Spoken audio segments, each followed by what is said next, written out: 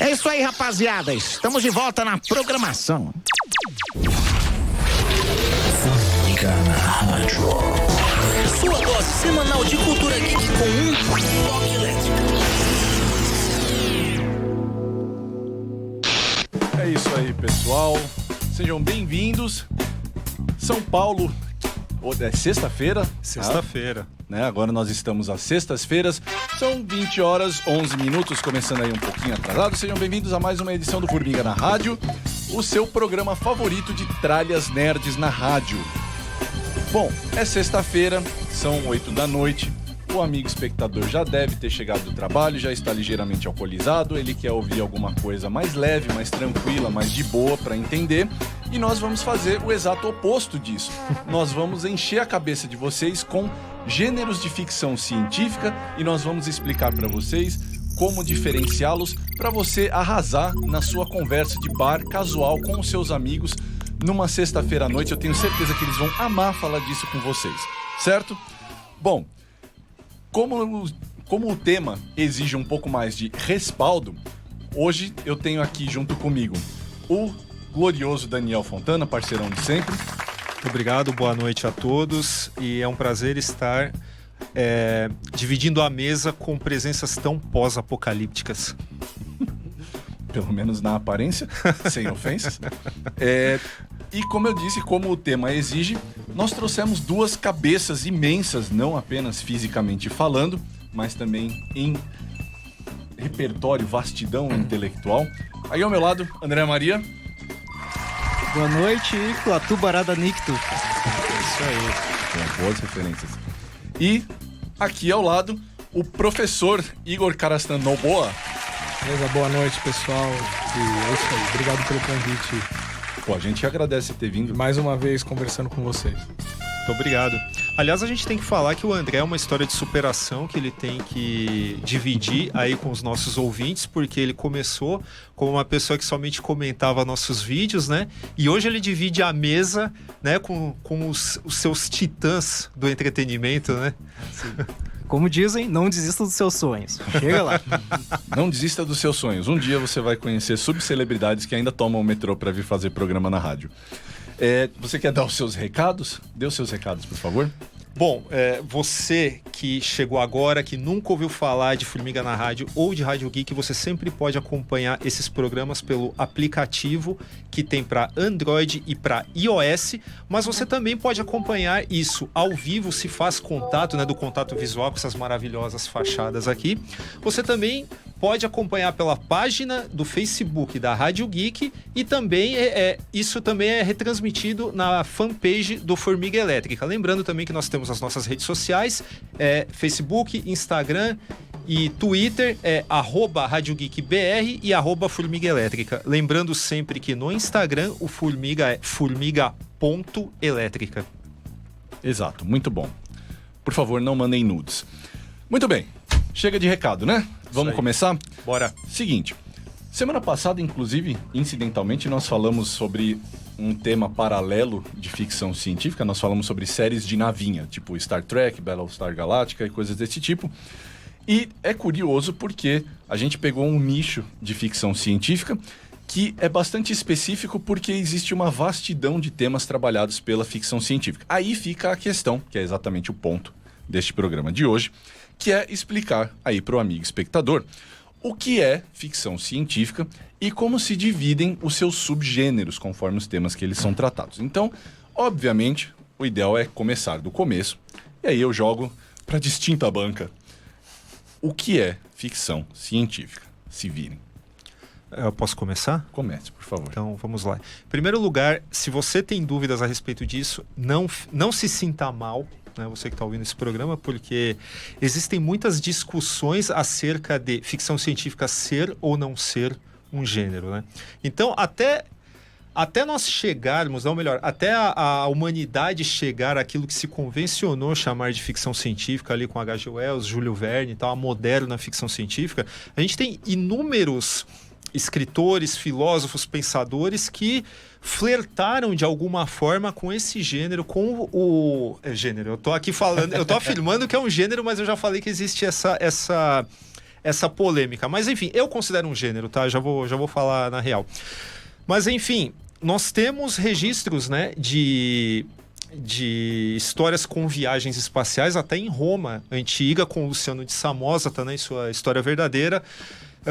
A Tempestade de Shakespeare tem elementos de ficção científica, não à toa O Planeta Proibido é considerado uma adaptação não oficial de Shakespeare, né, que é um filme de 1954 que nós citamos no programa anterior.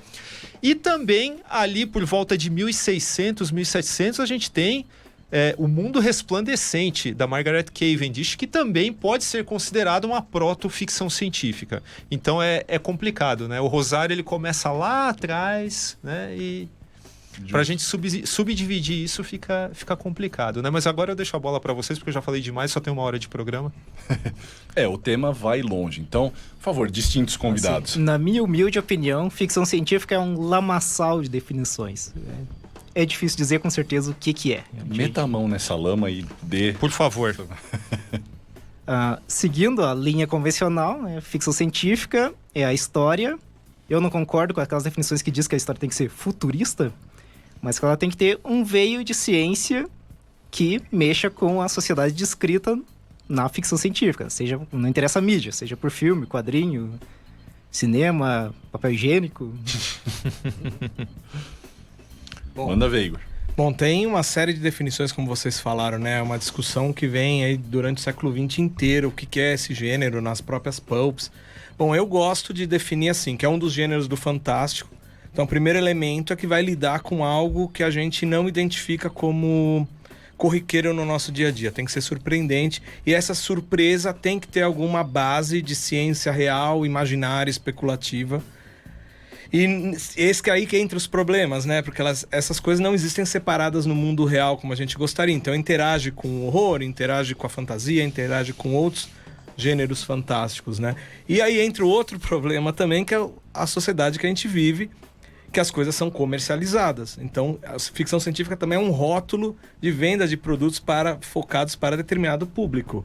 Então, é difícil, porque às vezes você tem que caçar o elemento da temática e tentar conciliar com o próprio rótulo que o produto foi vendido para a sociedade de determinado período. Porque ajuda, inclusive, a ser assimilado pelo público, né? Sim, eu prefiro ver a ficção científica assim, como um tipo de narração que vai apresentar algo extraordinário, algo que não acontece no nosso dia a dia, ancorado na ciência especulativa, né? Ciência real, imaginária, não importa. Tem que ter alguma explicação que pareça ser real, mas sem deixar de lado os outros gêneros, né? Todas as características dos outros gêneros. Por isso que aí a gente entra em todos esses subtemas e subgêneros da ficção científica. Pelo menos é o jeito que eu prefiro abordar. Não, você sabe, não só eu concordo com você, como o Daniel já me ouviu falar isso, é uma brincadeira que eu costumava fazer na época em que eu dava aula, porque eu costumava dizer para os alunos que o que eu, né, dentro de muitos tons de brincadeira, considero a primeira obra de ficção científica é justamente a República de Platão.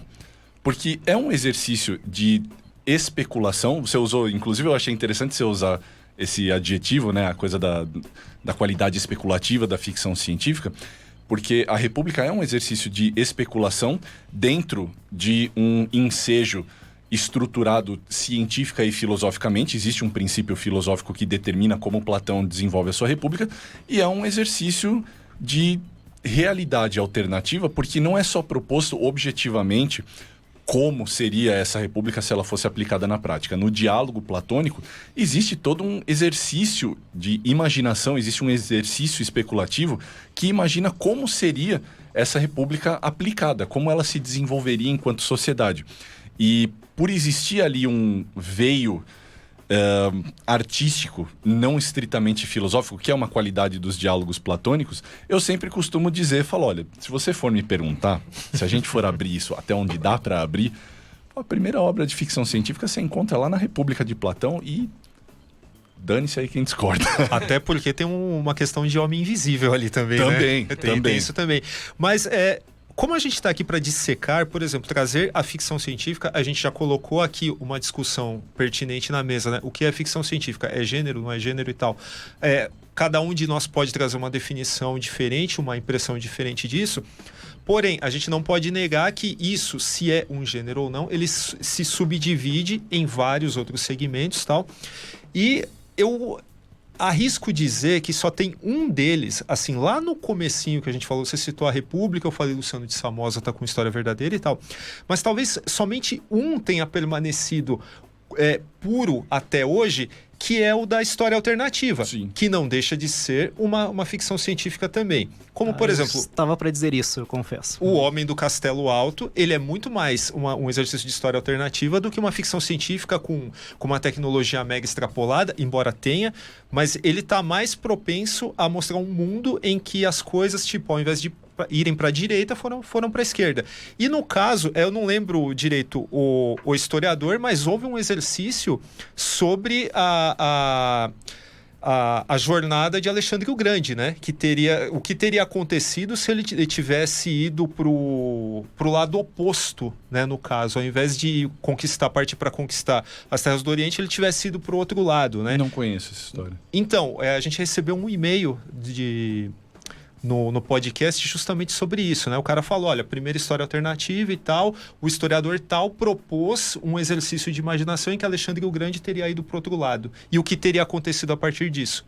Então, nesse ponto, a gente tem o gênero muito bem acabado ali, muito mais antigo do que a gente imagina, né? Mas também ainda logo após o Waterloo, tem aquela... Eu confesso que eu não vou lembrar o nome direito, e o meu francês não está muito afiado hoje. Mas também tem a história de Napoleão vencendo a guerra na Europa, no caso, e tudo ali em diante. Não vou dizer assim, não é uma virada científica, assim, mas é mais um ponto de divergência de definição de realidade. Mas isso em que ano? Isso é... Século 1820, legal. 1821. Legal. Antes ainda da ficção científica ser formada. Porque, na verdade, essa história contrafactual, né, que o pessoal dos historiadores costumam chamar hoje em dia história alternativa, história contrafactual, ela surge como uma técnica historiográfica. Era uma forma de você analisar os pontos de divergência e você fazer estudos sérios historiográficos.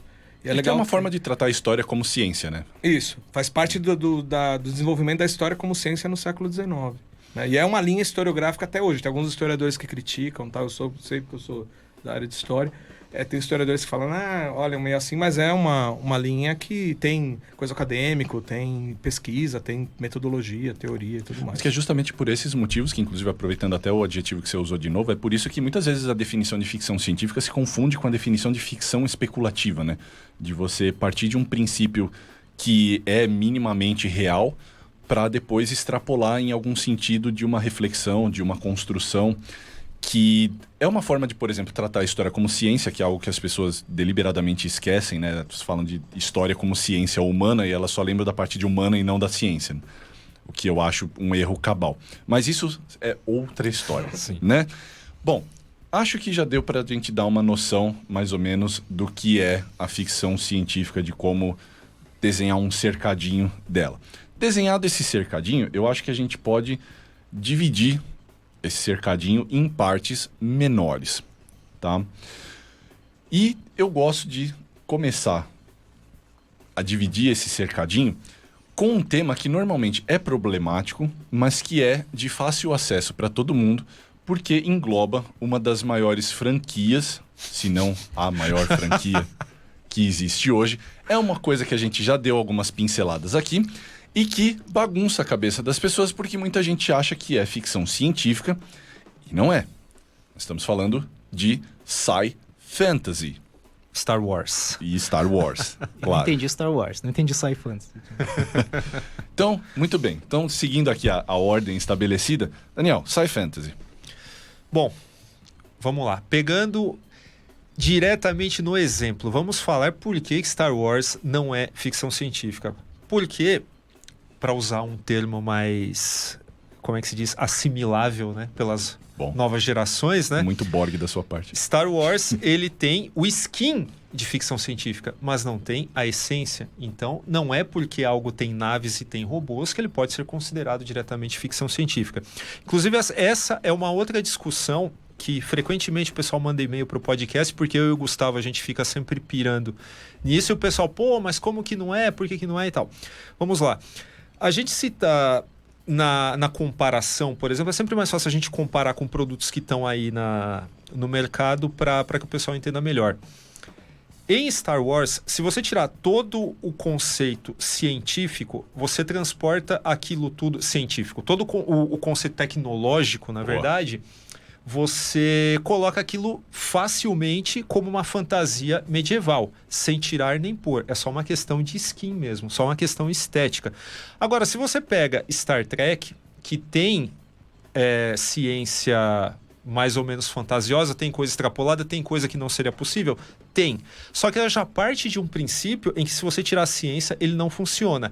E não só na questão de apetrecho, de maquinário, de dobra espacial. Aliás, dobra espacial é uma pesquisa real, tá? Para quem não sabe, viagem mais rápida que a luz. Existe uma pesquisa, sim, a respeito disso, né? Se você tirar toda essa questão tecnológica, científica de Star Trek, ainda assim você tem a questão antropológica da exploração. Então isso categoriza Star Trek como ficção científica. Tô certo? E é melhor. aí foi você que falou, eu não vou... Não, me inclua fora dessa. Mas, diletos, sci-fantasy pro público. E aí? O que vocês têm para acrescentar sobre esse gênero? Vocês consideram que é um gênero, um subgênero da ficção científica? Eu, pessoalmente, acho que é um gênero completamente mercadológico. É aquela questão que a gente teve antes, que é para identificar o público, fazer ele comprar e camisetas de Star Wars para todo mundo. Bom, então, eu concordo, é uma mistura, né? Porque se a gente partir do princípio do padrão lá do pessoal que pesquisa, que divide os gêneros fantásticos ou insólitos em 3, né? O horror, a fantasia e a ficção científica, seria meio um amálgama que você tem algo que pareça ciência. Então você vai ter lá, até principalmente coisa tecnológica, como é o caso do Star Wars, e elementos que são mágicos. Só que aí esse que é o problema, qual é a dosagem, né? E aí dependendo, vou dar um exemplo, mesmo que a gente usou o Star Trek, tem episódios do Star Trek que seriam sci-fantasy, por exemplo, do Kill, É verdade. na nova geração, É verdade. eu colocaria como sci-fantasy. Então esse que é um assim, a gente tenta delimitar o máximo possível, mas no mundo real a gente vai encaixando, vai sendo mais difícil pra gente conseguir, e a gente tem que selecionar o que a gente tá dando maior peso, na parte mágica, na parte da fantasia, na parte da ciência. Então, né? mas o Kill, por ser alguma coisa... Eu vou tentar polemizar um pouquinho mais, depois eu quero pegar o André numa fala dele aí, que assim eu fiquei interessado em algumas coisas que eu ouvi aqui. Por exemplo, uma coisa que nunca será possível, um raio laser parar na altura de uma espada. Né? Isso não tem como, isso viola princípios da física e tal. Agora, um ser como o Kill, ele, hipoteticamente, a partir do momento que ninguém viu, ninguém foi até confins do universo que nunca foram mapeados, você pode admitir que ele existe. Do mesmo jeito que você pode... se você usar essa questão do Kill para colocar a nova geração, Star Trek a nova geração como sci-fantasy, então Interestelar também entraria nisso. Porque a questão o que tem além do horizonte de eventos, né? Você não concorda que a noção é um pouco borrada também? Sim, é sempre problema. Tem que analisar, por exemplo, depende do episódio do Kill que não seria, mas tem episódio do Kill que vai mais pra parte da fantasia, sei lá, quando ele vai julgar primeiro que a vez que ele aparece, quem não conhece o Kill, é um personagem do... Você quer explicar? Você que é fã do... Eu sei que você é fã da nova geração. O que, né? Interpretado pelo grande John Landis. John DeLancey. John DeLancey, John Landis, o diretor. Interpretado pelo grande John DeLancey. Ele é um deus ex machina na série. Ele aparece quando é necessário uma extrapolação que não condiz com princípios científicos rigorosos. Então, um dos meus episódios favoritos envolvendo Picard, por exemplo, que é o Trama, né, que inclusive o Daniel estava falando dele semana passada, Tapestry em inglês, envolve o Picard quase morrer, e aí o Q aparece e ele dá a chance do Picard reviver a vida dele para ele entender como funciona o nexo causal das nossas vidas e instituir uma lição ética sobre isso. Existe um princípio filosófico, existe um princípio científico, né, de você mudar a linha do tempo e tudo mais, só que o escopo do negócio é um ser que não tem qualquer fundamento científico nas suas ações, A não ser que você leve em consideração o argumento que o Daniel usou agora, que vai muito no sentido do maior exemplo que eu vejo de sci-fantasy. Porque, pra mim, Star Wars, o que você falou é muito legal, porque pra mim Star Wars cai muito mais no campo do fantasy do que do sci. Porque, assim, em termos científicos, cara, som no espaço, espada laser que para num lugar só. Som no espaço é licença poética, tá? Ia ficar um saco aquilo ali sem som, né? Então, que seja, mas assim... Não é ciência, né? Cai muito mais no campo do a força, aquela coisa toda, cai muito mais no campo do fantasy. Só que existe um sci-fantasy que é o Doctor Who, que muita gente confunde com um sci-fi propriamente dito, porque o Doctor Who foi criado para ser uma ficção científica. O princípio do Doctor Who era ensinar história para as crianças quando a BBC criou a série. Só que a ciência dele é completamente frouxa, né? Assim, a TARDIS funciona de um jeito que não há qualquer tipo de princípio científico que justifica aquilo. O doutor, embora ele seja membro de uma raça alienígena, a maneira como a espécie dele funciona, regeneração através de transmutação energética, é um negócio que não faz o menor sentido para a física como a gente a conhece. Assim, é tudo muito mais fantasia do que é ciência, mas ela é travestida de elementos narrativos, de elementos estéticos que estão muito mais próximos da ciência do que da fantasia. Mas, como o escopo dela é estritamente imaginativo, é estritamente criativo, não existe qualquer tipo de fundamento científico propriamente dito, acaba sendo um sci-fantasy. Mas foi Doctor Who que lançou primeiro o Resistir é Inútil. Raças como os Dalek e tal, tem a coisa dos alienígenas, o Cyberman também, né? Entre outras coisas, mas ainda cabe num sci-fantasy. Mas se me permite, eu acho que Star Wars e o Doctor Who eles se encaixam no que seria, falando de mais um estilo, ele é um estilo puramente, ele é visual, né, no caso. Ele é que nem a maioria dos steampunk, por exemplo. É muito pouca história relevante que tem de steampunk. Eles dão a ambientação, dão no caso os elementos pra gente imaginar a tecnologia a vapor, mas eles raramente se esmiuçam naquela tecnologia a vapor. Né? É só o skin, né? Isso, como a é gente só, tinha falado exatamente. aqui. Posso falar dois comentários aqui do Gustavo Barbosa antes que... Sim, vamos lá. por favor, manda ver. Grande Gustavo. Coração. Parabéns ao Rafael pela menção à República. Sim. Eu vou fazer Esse é o nosso público. Vou fazer um exercício do contra aqui. O mote de Uma Nova Esperança é a ameaça da Estrela da Morte, o que acabou sendo reforçado justamente por Rogue One.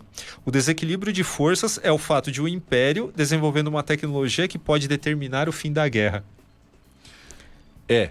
Mas no final das contas o que detém todo esse processo é mágica, que é a força. Exato. Então acaba caindo no sci-fantasy de novo. É verdade. Aliás, eu queria aproveitar que você introduziu, porque afinal é um outro gênero, é um outro subgênero muito popular da ficção científica. Queria trazer aqui a baia, que é o steampunk, porque nem sempre a ficção científica é sobre o futuro. Exato. Quem quer começar o steampunk? Começa você, André, já que você levantou essa bola. Inclusive, nem é do futuro que temos aquele Ayla, o clã da Caverna Urso, Boa. que se passa O antes futuro do mesmo da roda ser inventada, aliás. O futuro do passado, o futuro da pré-história. Por isso que eu falei naquele podcast, né? Eu vi o futuro, baby, ele é passado. Sim, ótima frase. Vou esperar chegar num ambiente que ninguém me conhece, vou falar isso, jogar no ar. Assim. E aí vão perceber que você é fã do Marcelo Nova, né? De fato, retiro tudo que eu disse. Somos todos muito velhos aqui. Mas por que o steampunk é tão cativante? Eu acredito que é aquilo que a Spectral fala no Watchmen, que as pessoas vão vendo o tempo passar, os tempos não vão ficando como elas querem e o passado parece mais brilhante. Fora que é uma chance de você usar aqueles óculosinhos legais e saias com anáguas e assim por diante, chapeuzinho, cartola. Mas o steampunk, até tem muita gente que ele coloca como, tipo, Frankenstein de Mary Shelley, ou as obras de Verne como, abre aspas, steampunk primitivo, né, fecha aspas. O que eu acho que é só pra dar uma nomenclatura. Mas o steampunk, como foi cunhado, né, pelo escritor Neuromancer, na Máquina Diferencial, ele começa como uma história realidade alternativa também. Só acho que ele cresceu tanto ao ponto de virar o que a gente conhece como steampunk hoje. Igor? Não, eu não sou muito familiarizado com steampunk, não é algo que eu consuma, por exemplo. Bom, eu acho que entra nessa questão que vocês comentaram de meio ficar meio datado, ficar sempre colocando futuro, e você imaginar tecnologias que poderiam ter sido desenvolvidas em outras linhas, que provavelmente não funcionariam, se não teriam desenvolvido. Mas seria legal, a máquina a vapor, os trens, e tem um apelo meio nostálgico, ao mesmo tempo que propõe que talvez o nosso futuro fosse diferente, o nosso presente, né, fosse diferente. Nossa vida fosse diferente se aquilo tivesse sido desenvolvido. Apesar que eu costumo ver mais como se fosse um universo paralelo.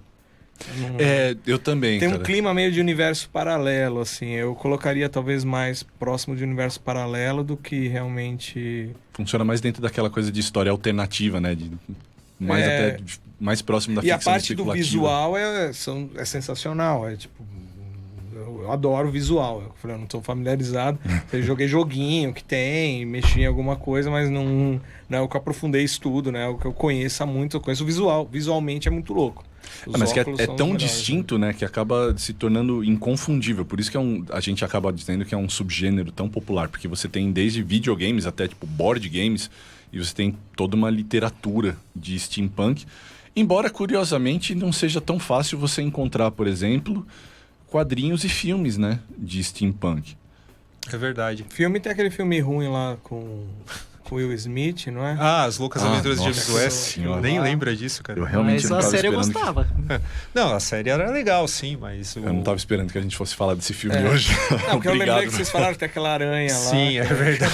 Aquela aranha seria uma aranha steampunk, talvez. Não sei. Aliás, essa aranha voltará num outro programa. Um programa que eu já vou adiantar aqui, que serão histórias do outro lado da meia-noite. Mas voltando ao que o André comentou da máquina diferencial, sim, ele tá muito mais na linha de história alternativa, né? Embora ele tenha uma ciência super extrapolada, existe autômato, não é só a questão da tal da máquina diferencial, né? Que realmente existiu, ou melhor, existiu o projeto, mas não foi construída, né? No livro do William Gibson e do Bruce Sterling, ela foi de fato construída, isso é o que muda, né? Todo o cenário da Inglaterra.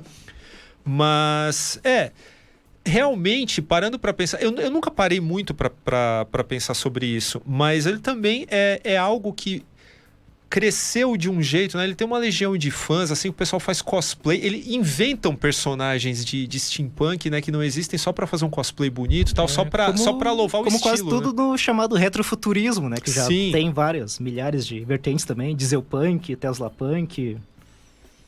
Sim, aliás, nós temos o nosso querido apoiador, parceiraço, né, o professor Alexander, que tem um canal no YouTube, Fantasticursos, tá? Se vocês quiserem procurar, entrem lá no YouTube, Fantasticursos, porque ele fez uma série colossal, imensa de vídeos, assim, sei lá, mais de uma dúzia de vídeos, dissecando cada um desses punks. Tem steampunk, tem solarpunk, tem atompunk, tem ecopunk, tem punk talvez, não sei. Solarpunk, Biopunk. Tem biopunk, cara, tem uma cacetada dessas coisas, o que mostra que, assim, o steampunk não apenas é um gênero bem consolidado de ficção científica, como tem todas essas subdivisões, todas essas particularidades dentro de cada um dos seus temas.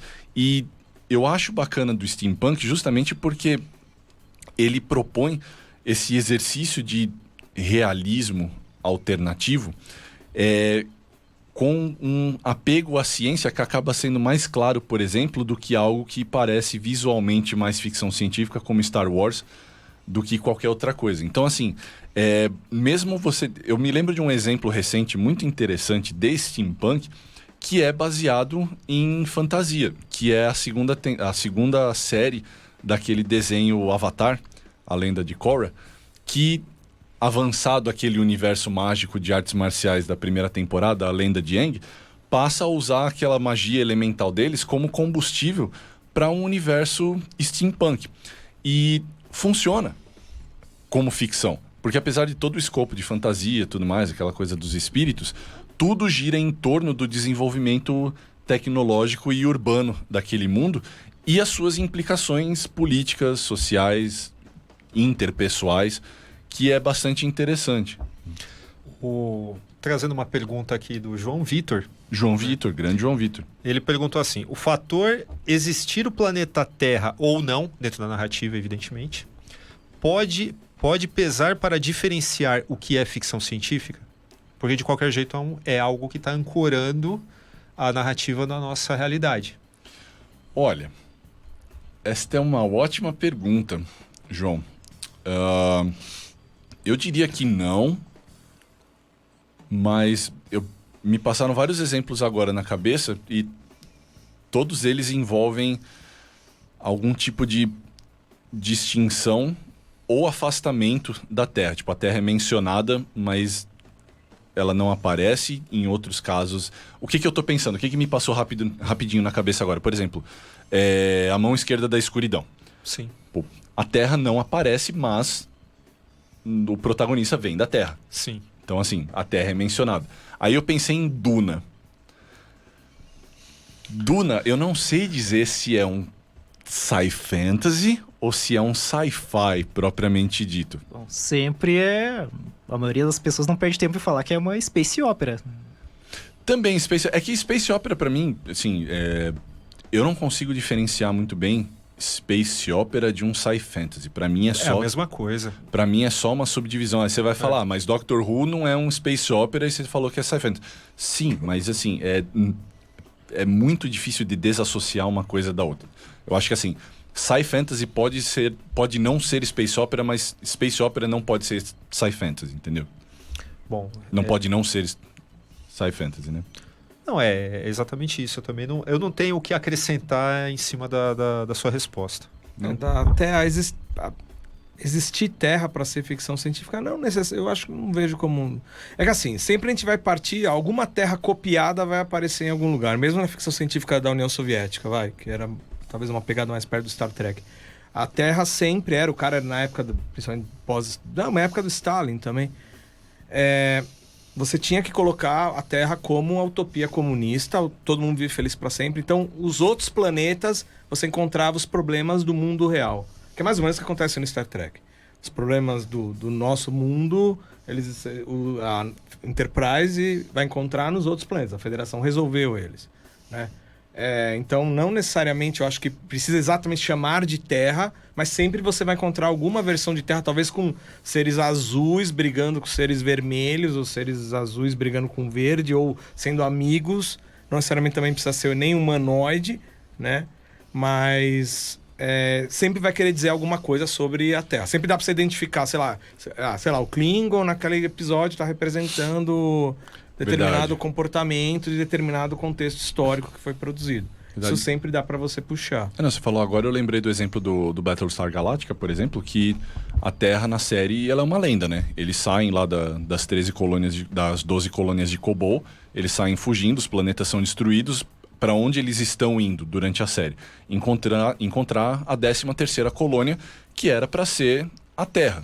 Só que, sim, não vou dar spoiler para quem quiser assistir, se ainda não assistiu a série, mas a série ela é muito mais uma lenda, assim, as pessoas não sabem se elas acreditam ou não nessa história, do que um objetivo propriamente dito. Então a Terra acaba se tornando um mito, mas nominalmente ela também tá lá, mas eu concordo com o Igor. Eu acho que não, cara. Eu acho que você pode imaginar uma série de exemplos de ficção científica. Fundação, né? Fundação. Sim, também. Tem um dos livros que eles vão encontrar a Terra, mas a Terra já ninguém nem sabia mais onde ficava. O Pedra no Céu, que depois foi fazer parte da mitologia da Fundação, ele é na Terra, né? Tem depois que, milhares de anos no futuro, que ninguém sabe se a humanidade veio da Terra ou veio de... Mas você citou o Battlestar Galactica, mas a Terra existe de fato, porque eles vão chegar lá, né? Porque se ele tá seguindo um princípio, assim, tá influenciado pelo Von Däniken, né? Eram os deuses astronautas, a gente entende que aquela galera ali são nossos pais, né? Então... É que não tem como responder isso sem dar spoiler da série, mas... Deixa pra lá. Não é bem assim. Então mas assistam... falamos da abertura da série original, 78, o narrador fala os irmãos do homem. Ah, tá. Mas, então assim, deixe estar. Antes de... Não, pode falar. Então, eu queria aproveitar para introduzir, que a gente já tá chegando aí, entrando na reta final, mas calma que tem mais programa. Um subgênero de ficção científica que é trabalhado por um dos nossos autores, eu sei que seu também, um dos nossos autores favoritos da atualidade, que é o Weird Fiction, representado tão bem pelo China Miéville. Na verdade, será que não seria melhor a gente falar, antes da gente chegar no Miéville, a gente explicar, assim, porque deve ter um monte de gente aí arrancando os cabelos, né? Em relação ao sufixo punk, né? E a gente não pode deixar de falar do cyberpunk. Mas a minha pergunta para vocês, né, que eu nunca parei para pensar nisso, mas na minha cabeça essa é a resposta. O sufixo punk, ele vem do cyberpunk, que é um movimento, né, criado pelo William Gibson. Os outros, isso vem a partir dele mesmo, e os outros começaram a ser nomeados steampunk, solarpunk, a partir do cyberpunk? Cara, até onde eu me lembro, posso estar equivocado, mas até onde eu me lembro, sim. Porque o punk que é inserido no cyber parte justamente de um momento da literatura de ficção científica ali durante a virada dos anos 70 para os anos 80, quando existe todo aquele período. Inclusive, depois eu vou até aproveitar o Igor, porque ele é especialista nesses períodos, né, a coisa toda da Guerra Fria. É parte de um período em que aquele otimismo que existia na ficção científica de autores como o Asimov, como o Clarke, passa a se desfazer junto com um pessimismo que cobre o mundo por conta do avanço da Guerra Fria e da incapacidade de a gente se desassociar daquela bipolaridade que existia entre a União Soviética e os Estados Unidos. E aí passa-se a pensar a tecnologia e o futuro de um ponto de vista mais pessimista, mais individualista. Não à toa, o Neuromancer acaba sendo um marco tão importante da história da ficção científica e também do cyberpunk, porque é justamente disso que ele trata, a tecnologia utilizada para exacerbar um individualismo extremo ao ponto de você dividir um indivíduo e deixar só a sua psique, e uma anarquia relacional completa, uma anarquia sociopolítica de um mundo que é completamente desesperador e está em ruínas. Então, eu acho que sim. Eu acho que posso estar equivocado, mas eu acho que sim. Igor, você quer fazer algum acréscimo desse período, só André? um adendinho, por favor. Mas deve-se notar hoje que até os gêneros mais otimistas, né, que nem o solarpunk ou o teslapunk, até aquele otimismo ingênuo, às vezes eles usam o punk também no nome, né? Sim, era isso que eu ia questionar agora, né? Porque acabou só se substituindo o prefixo, né, no caso cyber por solar, diesel e por aí vai. Só que assim, o punk muitas vezes ele não faz sentido, né? Então, no caso do cyber, eu expliquei o meu ponto de vista agora. No caso do Steam, quando você pega obras de steampunk, essas sociedades sempre são caóticas. São sociedades que desenvolveram essa tecnologia, mas não sabem muito bem como usá-la. Que é aquela extrapolação. Tipo, se você atribuísse um desenvolvimento tecnológico a um momento da nossa história que a gente não estava preparado para isso, como as pessoas iam lidar com essa tecnologia? E normalmente, steampunk apresenta ambientes caóticos, onde as pessoas têm um desenvolvimento urbano exacerbado e descontrolado e uma tecnologia que eles não sabem utilizar. Daí o punk, a questão da anarquia envolvendo essa tecnologia retrô aplicada a uma sociedade que não estava pronta para isso. Sim, não, perfeito. Eu colocaria também que exatamente aquilo teria acontecido no contexto da década de 70, que você tem no primeiro mundo, no mundo desenvolvido, os problemas do estado do bem-estar social que foi estabelecido depois da Segunda Guerra Mundial, né? E você tinha muito medo, e isso é um medo que ainda permanece com a gente, das grandes corporações tomarem conta das funções do Estado. Né? E esse medo é o que eu falei, continua até hoje, os filmes ainda continuam reproduzindo isso. E o cyberpunk é muito isso, né? Quem controla o mundo são as corporações com uma hiper mega tecnologia, o ser humano totalmente alienado disso, tentando encontrar um caminho na falência total das democracias de participação individual. E quando tem é meio ilusório, porque quem controla de verdade o jogo são as corporações, né? E isso é bem forte, assim. Eu não tinha pensado, Robocop é um cyberpunk? Tá ali, não tá? Tá. Eu sempre pensei ele como uma ficção científica mais purista, assim, mais pé no chão, mas é um cyberpunk, né? É que a tecnologia... Está lá o OCP, né? Então, sim. foi bem a descrição que o Igor deu agora, né? É que a tecnologia ela não tá tão acessível pra galera, né? Mas é mais pontual, né? Mas se você mudar um pouquinho ali, colocar uma coisinha aqui, sei lá, colocar uma droga... Ah, mas o Robocop 2 tem o Nuke, né? Que é uma Verdade. forma de alienar a galera, tal, é um negócio um pouquinho mais tecnológico e tal, embora Robocop 2 seja uma bosta, entendeu? Mas tem uma boa ideia, né? E, Justo. enfim. E pensar a falência mesmo da década de 70, as crises do petróleo, Sim. essa perspectiva que você falou da Guerra Fria que ia durar para sempre. Vietnã, Final do Watergate. Vietnã, a violência estourando nos Estados Unidos, nas grandes cidades, as grandes cidades vistas como locais horríveis. Então o Cyberpunk vai vir reforçar, ó. A cidade grande é horrível. Como é? Spawn? Esqueci o nome. Que eles dão pra quando aquele é aglomerado. Caramba, esqueci a palavra em inglês. Sprawl? Não É é? até do Neuromancer é chamado de o primeiro isso da aí. Sprawl. A trilogia do Sprawl, exatamente. Ou pega Boa. mesmo na Inglaterra com Bem lembrado. o nosso amigo, o juiz Dredd. É o Juiz Dredd. Juiz Dredd, Pode crer. Juiz Dredd Mega Cyberpunk. City One. É verdade, Mega verdade. City One. Bem lembrado.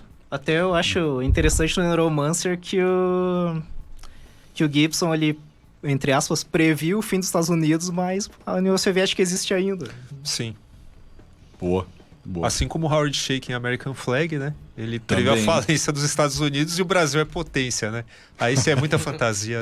Aí a União Brasileira das Américas, né? Isso, Com isso. sua rival da União Pan-Africana. É Ursal. É só Howard Shaking previu o futuro e a gente nem percebeu. Bom, era essa a consideração? Sim, Mais alguma a gente coisa? tinha que falar de Cyberpunk. Né? Beleza. A gente falou de Cyberpunk. Não, muito justo. Inclusive com o jogo Cyberpunk 2077 fazendo tanto sucesso, né? E sempre lembrando o glorioso Matrix, né? Que a gente tinha que falar do William E Gibson. Matrix também há quem descreva como pós-Cyberpunk, né? Já que o Neo não tá sozinho. Eu já acho um pouco de preciosismo, mas é um Cyberpunk. Né? É um Cyberpunk propriamente dito. Agora sim, Weird Fiction? Pode ser. Mas a gente não vai falar, por exemplo, os outros punks presentes na cultura pop. Bom, apesar que ninguém vai lembrar, mas tudo bem, vai. Por exemplo, existe um filme. Se a gente for falar filme cyberpunk, mesmo que for assim, muito ruim, é fácil de você olhar e falar: isso aqui pelo menos tentou ser um cyberpunk decente. Até esse Ghost in the Shell horrível aí com a Scarlett Johansson sim. é um cyberpunk, né? Enfim. Mas tem um filme que ninguém categoriza certo, cara. Que eu ia falar que ele é um punk, mas não é um cyberpunk. Mas ninguém acerta. Que é Capitão Sky. Ninguém lembra desse filme. Ele é um dieselpunk. Dieselpunk. Exatamente. É um dieselpunk. É. Sim. Aí é um daqueles subgêneros que você falou, que ninguém vai lembrar. Fica de novo a recomendação para vocês buscarem lá os vídeos do Fantastic Cursos, porque eu não cheguei a assistir esse episódio, mas eu tenho certeza que o professor fez algum sobre o dieselpunk. Claro. Porque se a gente tá falando aqui, um cara como ele com certeza lembrou também e provavelmente falou muito mais sobre isso. É porque tem gente que confunde Mad Max com dieselpunk, mas na verdade é pós-apocalíptico, né? Também, É. sim.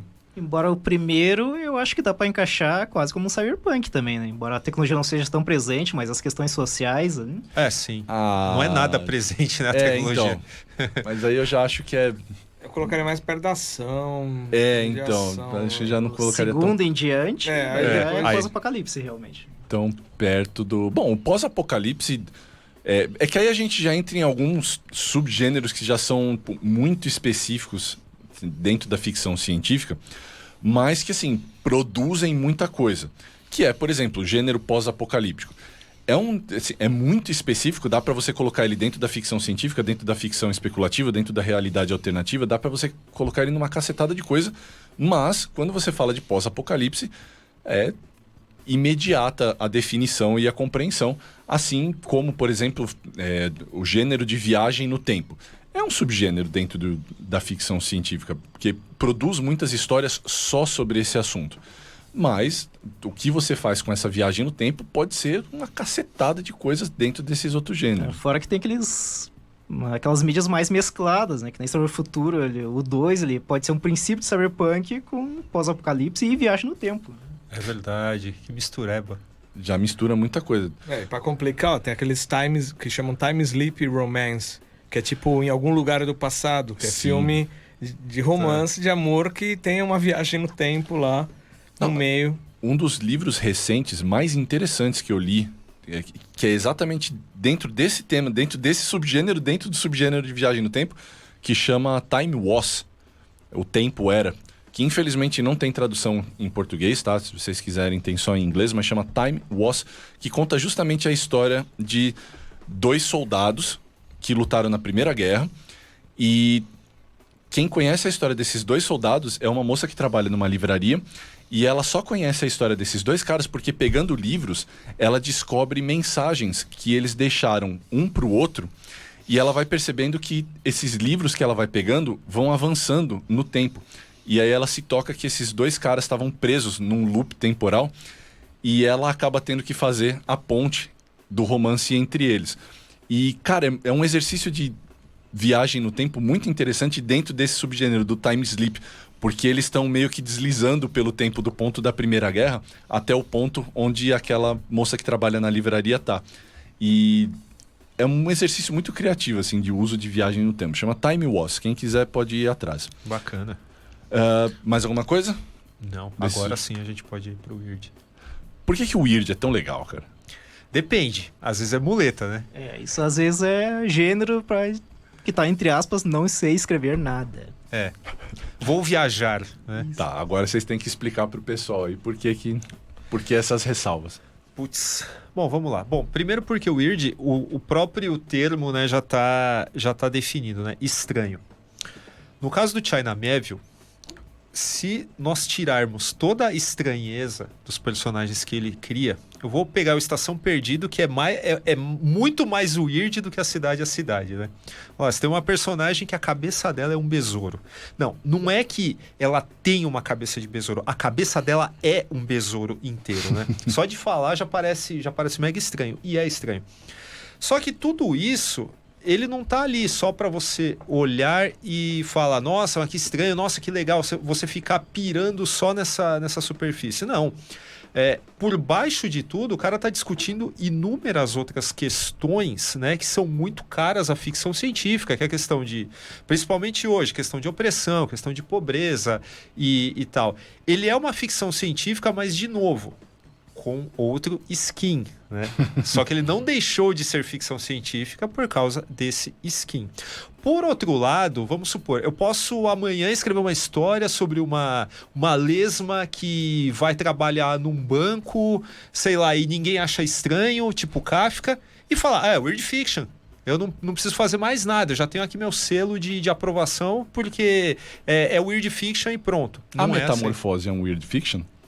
Pode ser uma proto-Weird Fiction, Isso é né? uma proto-Weird Fiction. O que o Lovecraft fez é considerado Weird Fiction, muita coisa. Sim, exato. Tanto que o China Miéville é New Weird, né? Na verdade, né? Ele entra numa outra vertente. Já entra numa outra vertente. Igor? Eu vou perguntar pra vocês, que dessa parte, Patrulha do Destino entraria... Total. Com certeza, cara. Total. Homem Animal já entra, cara. De novo a gente trazendo o Grant Morrison pra mesa, cara, praticamente tudo que ele fez essa fase... O Grant Morrison é o Weird também.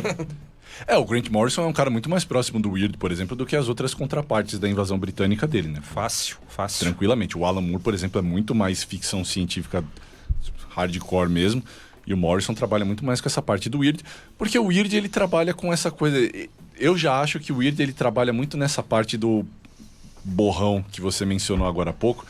Entre a fantasia despirocada completa e um princípio de ficção científica. O China Miéville, para mim, é ficção científica, assim, indubitavelmente, porque existe uma lógica dentro do seu mundo. Então, assim, você pode dizer, isso não é necessariamente a ciência dentro da física, da biologia, da química, como a gente já conhece, mas existe uma lógica dentro do seu mundo, e é uma lógica que parte de um princípio científico intrínseco. Então você fala, bom, isso aqui é uma ficção científica estranha, daí o Weird Fiction, mas ainda é uma ficção científica. Existem, sim, de fato, escritores ruins que usam o weird, do Weird Fiction, como uma desculpa para você escrever qualquer bosta. O André tá se remoendo aqui. Você tem ressalvas com esse gênero, André? Exatamente nesse ponto que você colocou. Devia ser o termo só escrita ruim. Não precisa usar weird. Não, porque, por exemplo, no caso do Lovecraft que você falou, algumas pessoas consideram ele weird fiction, é verdade, mas ele tá muito mais próximo de um subgênero, que aí eu já nem sei se é ficção científica propriamente dita. É que o Lovecraft também ajuda o fato dele ter sido publicado, primeiramente na Weird Tales. Na Weird Tales, Tales. Mas ele trabalhava muito com aquela coisa do horror cósmico, que já remonta àquela coisa do pessimismo cósmico, que aí tá muito mais próximo de uma literatura... Que é quase um gênero, dá pra dizer. Assim. Vem do romantismo, vem lá do Giacomo Leopardi e tudo mais, vem do pessimismo cósmico, que inclusive o próprio Schopenhauer trabalhou isso na filosofia dele. Só que aí eu já acho um pouco de extrapolação da interpretação. Por exemplo, a metamorfose dá pra considerar um proto-weird, porque é um fenômeno que é explicado dentro de uma lógica intrínseca do conto, da narrativa. Não é um fenômeno que desafia a ciência dentro do que a narrativa se propõe. Então você fala, bom, isso aqui é uma ficção estranha. Tipo, Agora... quando o Sansa vira uma barata, tá bom, é uma barata. Agora eu vou embaralhar ainda mais as coisas. Eu não vou trazer explicações, eu vou trazer mais questionamentos. Eu acho que essa relação aí entre weird fiction ou terror aí na obra do Lovecraft, eu acho que encontra um eco no pós-apocalíptico e a narrativa de zumbi moderna. São fronteiras nebulosas. São fronteiras nebulosas. E aí, falando em fronteiras nebulosas, o João Vitor está perguntando: eles vivem, se encaixa onde? Igor, que tá sem falar. Não, eu colocaria, eles vivem em um filme de invasão alienígena, de conspiração. Eu não sei se o pessoal sabe, né? Distopia. Entra nessas questões, porque tem uma versão dele em conto, né? Ele é baseado num conto da década de 50. Tem inclusive um episódio da série Suspense, tem inclusive o ator, que eu esqueci o nome, que fazia o treinador do rock. Burgess Meredith. Que ele participa, que tem a mesma ideia, que é um óculos infravermelho que você vê e tudo mais. Eu colocaria como filme de invasão alienígena, conspiração, questão de distopia, de você descobrir como o mundo funciona de verdade. Eu colocaria dentro da linha, obviamente, ficção científica, né? Pra mim, tá dentro do gênero de ficção científica, ficção científica propriamente dita, invasão alienígena. Inclusive, eu sei que é um tema muito caro para você, Igor, por causa do Invasores de Corpos e tudo mais, que é um negócio que remonta... Devo dizer que temos algo em comum. Que é parte, inclusive, da pesquisa que o Igor faz como professor também, que tem a ver com justamente a paranoia política do macartismo, do comunismo, daquele período início de Guerra Fria. Então, acho que é isso. Acho que é uma ficção científica de invasão alienígena e aí todas as subtramas que decorrem disso. Sim. Não, completamente. E ainda tem essa questão de discutir o presente, né? Muito, muito forte, né? Ele é uma crítica absurda, né? Absurda. Também funciona como crítica social. Cara, acho que cobrimos bastante coisa hoje, né? Pois é, né? Uma hora de programa. Esprememos o que deu aqui. O pessoal que estava bebendo, assistindo a gente, já está abraçado com a garrafa, né? Depois disso tudo. Então tá. Então, é isso? É isso. Vamos encerrar.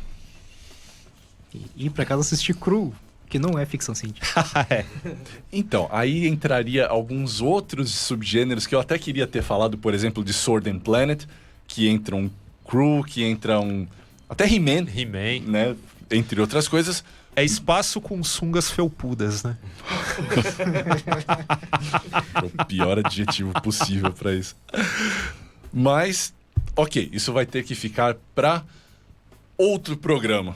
Quem sabe, espero que os senhores voltem. O André talvez seja mais difícil, porque ele tem uma vida mais distante daqui. Pequena viagem para vir aqui. Né? Mas faz o Igor um bate-volta. O Igor eu sei que tá por perto e ele vai voltar. Só convidar, a gente tá aí, meu. Show de bola. Então, se vocês gostaram da participação do Igor, mandem mensagens para nós. Lembrando que tudo que nós dissemos aqui vai ficar gravado para vocês assistirem depois. Então, fiquem tranquilos vocês que não conseguiram assistir ao vivo, apesar de que nós mantemos essa frase de sentido bastante ambíguo que nós já deveríamos ter mudado. Ao vivo é mais gostoso. Sempre. Tá? É isso, gente. Formiga na Rádio. Agora, às sextas-feiras, tá? Às 20 horas. Se conectem aí na Rádio Geek. Assistam a gente nas nossas páginas do Facebook. Nós já demos aí as nossas redes sociais. Procurem a gente no Facebook. Procurem a gente no Instagram. Lembrando que no Instagram a gente é @formiga.elétrica. E Agradecemos aqui ao nosso glorioso Gabriel. Gabriel tá dando tchauzinho, vocês não estão vendo. E Gabriel, nosso técnico, fica aqui até essa hora para assistir a gente, assistir no sentido de assistência, né? Vamos discernir verbos, porque afinal de contas nós disseminamos conhecimentos. É isso? É isso. Gente, muito obrigado. André, obrigado. Obrigado, eu que agradeço. Prazer Daniel. é meu. Oh, Vida longa obrigado, e próspera. Obrigado, muito obrigado. É isso, gente. Formiga na Rádio. Sexta-feira que vem às 8 a gente está de volta. Tchau.